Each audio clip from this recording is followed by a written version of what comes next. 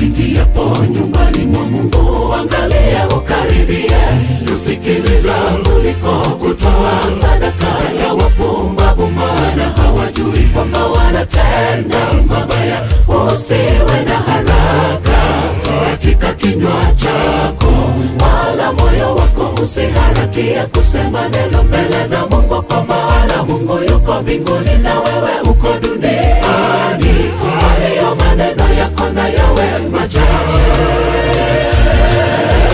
Mungu wako uingiapo nyumbani mwa Mungu, angalie ukaribie kusikiliza kuliko kutoa sadaka ya wapumbavu, maana hawajui kwamba wanatenda mabaya. Usiwe na haraka katika kinywa chako, wala moyo wako usiharakie kusema neno mbele za Mungu, kwa maana Mungu yuko mbinguni na wewe uko duniani.